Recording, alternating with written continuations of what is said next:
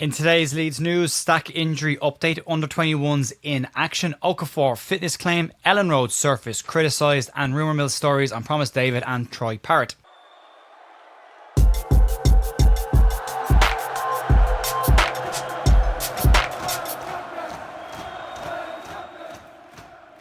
Hey folks, welcome to the Leeds View, Wednesday the 26th of November with your Leeds United news. Hope the week is going quite well for you so far. We had last night's podcast is up and available, not just on YouTube, but also available across all of your audio platforms as well. If you want to go and check that out, you can. It's a slightly longer one, bit of therapy from last night after the weekend's action as well. You can check it out if you want to. And if you are listening on audio platforms, if you could give us a follow as well as a rating as well, that would be super helpful over there as well. There's a bit of stuff to get stuck into today. We've got an update on Anton Stach's injury. We will be keeping the rumour mill stuff towards the back end of the video because I know, as I always say, it's not everybody's cup of tea. So if you're interested in that, it'll be at the end. If you're not, no problem at all. Plenty of other stuff you can watch today, I'm sure. But we'll start off today and we'll give you the update on the Anton Stach injury. As we know, Leeds United midfielder Anton Stach will miss Leeds' visit to the Etihad Stadium this Saturday with a concussion that he picked up as a result of landing really heavily on the back of his neck on Emi Martinez's boot at the weekend. There are now also question marks, though, whether Anton Stach will be in a position to return for Leeds for the quick turnaround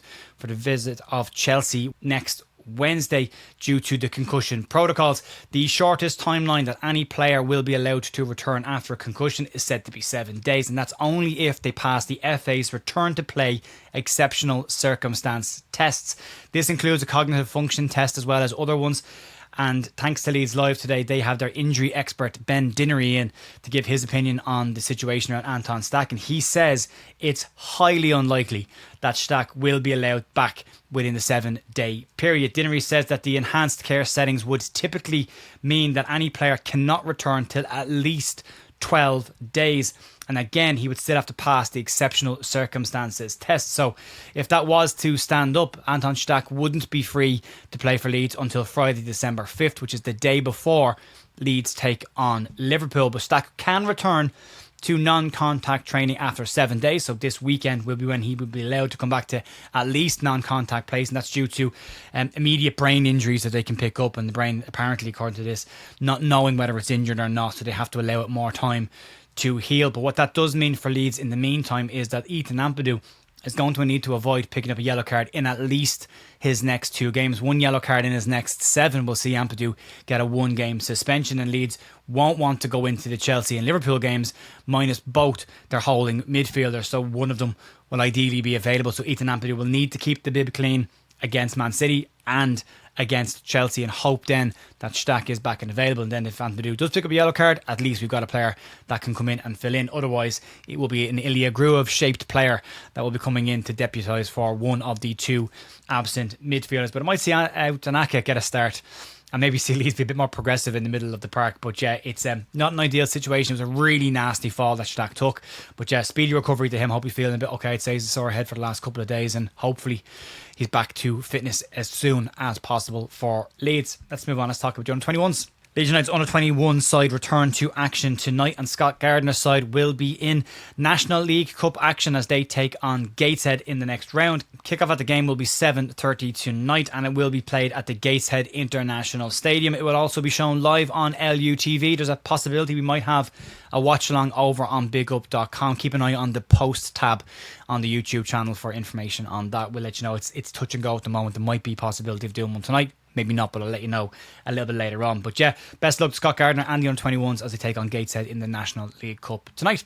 Let's move on. And Leeds Live's Isaac Johnson has a piece out today about Noah Okafor and the attacker's claim that he's the fittest he has been in some time. Okafor joined Leeds United in the summer with some concerns over his injury record, but so far he's only missed 1 match day this season. That was the away trip to Burnley. The Swiss attacker has completed 600 minutes so far this season, more than he managed in the entire season across all competitions for AC Milan last year. Some of Okafor's fitness improvements have been put down to his personal fitness coach, or his personal sprinting coach, I should say, that he has been working with. And speaking to Leeds Matchday, Okafor had the following to say on his fitness: "This is one of the times in my career when my body has felt at its best. I can go out and compete in every game. I give everything, every day, every game, and I cannot wait to score my next goal at Elland Road. I'm the kind of player who needs to have confidence in myself and from the other players and coaching staff to play at my best. He has been Leeds' probably best attacking outlet outside of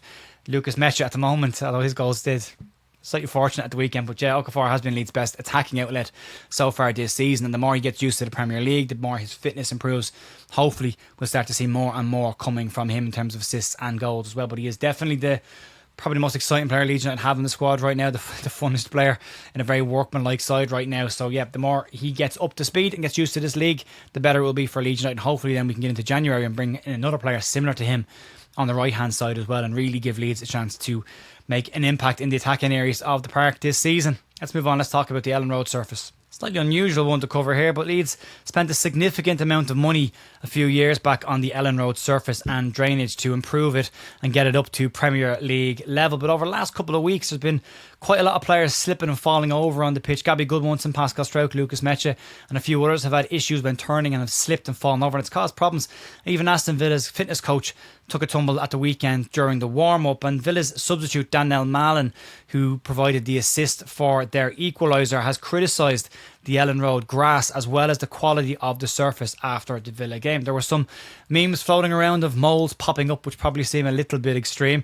But as Mallon does point out, it's not ideal for either side to play on a surface with long grass. But he did say this on the pitch after the game. We didn't start well, but we got the 3 points. Massive. It was quite a heavy, very long pitch. The grass was quite long, so it's not always easy. But at the end of the day, they have the same grass to play on as us. It's unusual for a side that does play possession football to allow grass to be as long as it was the weekend. You can see it in the pictures that are floating around. It probably doesn't seem long to most people versus Sunday League standards, but for a Premier League pitch and for a pitch that last season was incredibly tight and Leeds moved the ball very quickly across the top of that surface, the longer the grass is, the slower the football is. And whether we like it or not, Daniel Farke does like to play a possession-based football style, and that kind of pitch will slow the ball down. And as Mallon has said, it's not ideal for everybody. It seems an unusual decision to not cut the grass tighter, given the quality of the grass that's supposed to be in that surface right now. It is a Premier League quality surface. They spent, I think, £4.5 million. I think they spent, I could be wrong on that, but I think they spent about £4.5 million on that pitch getting it done, and only resurfaced in the summer as well. So yeah, an interesting decision, but they will likely have to get that a bit tighter if Leeds want to start speeding up how they play football and try and play to their strengths a little bit more. But yeah, let's move into the rumour mill territories. A couple of updates on the stories. If it's not for you, no problem at all. If it is, we'll get stuck into it now.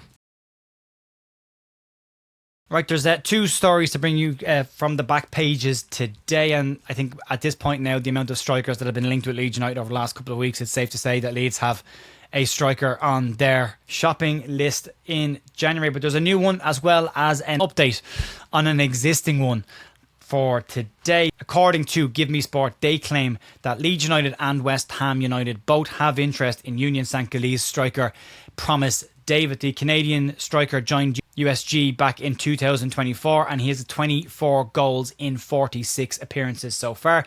He's 24 years of age, so he ticks the age bracket that Leeds looked for in the summer, coming into his prime years, and is 6'5", so he also ticks the height requirement that they looked for during the summer. He's been described as a powerful striker and definitely similar profile striker to what Leeds have already brought in. He's probably a bit more of a direct striker, probably closer to Lucas Mecha maybe than Dominic Calvert-Lewin, but he's a decent striker. He's got a high ceiling. He's rated quite highly. He's doing quite well for Canada as well. And a fee of £17 million is the required fee, according to Give Me Sport, should Leeds decide to go down that route. But it is another striker, as is the next one, Parrott, so it does ask you questions around what the future of Joe Pirou looks like at Leeds United. So yeah, but Parrott's the other one, a different type of striker to what Leeds already have and to what Promise David is. But he was linked last week as a target for Leeds United, but a fresh report today says that Parrott is a priority target for Leeds United come the January window. TalkSport's Alex Crook says Parrott is high on Leeds' wish list, but they are likely to have competition from Wolverhampton Wanderers and West Ham, which is probably not the worst case scenario of teams that could potentially be interested in players that Leeds are after. But Crook reckons a transfer fee of in and around £20 million would be needed to get him away from AZ Alkmaar. It's slightly less than the Voteball News price tag last week. They claim that in and around £30-35 million will be needed to get Parrott. So 20 definitely more affordable. But as we've been saying for weeks, if Leeds want to bring any players in, they're going to have to find money from somewhere. If we believe what Robbie Evans said in summer, there's no more money to spend. So other people have disputed that. Football experts and accountants have disputed that. We'll find out in January, but they are going to have to do some business. We know that. But Parrott's not a hold-up striker, which is an interesting one. He has a very different profile to promise David Mecha and Dominic Calvert-Lewin. So if they are bringing him in, there's definitely going to have to be a change of approach or change of style, or you put him beside one of the bigger strikers in the squad to try and get the best out of him. But he's an off-the-shoulder striker. He's a box player, similar in ways, more of a striker than Joel Pirro, but similar in ways to where Joel Pirro does his damage when on the pitch. So yeah, it's going to be an interesting one. We're 5 weeks away from the transfer window opening now. There's a lot of talk saying Leeds will plan to move early. There's a lot of talk about Leeds doing an awful lot of things. We'll see if talk is cheap or if it actually materialises into anything concrete over the next couple of weeks. But they are going to have to do something to upgrade this squad. They've diffused another shots in the league this season, I believe. So yeah, work to be done. As I say, folks, you can check out the podcast, myself, Paul and Jerry, from last night, as well as yesterday's news if you want to, and I'll be back tomorrow morning for more Leeds news. And outside of that, enjoy the rest of your day. I'll talk to you soon. See you later. Bye.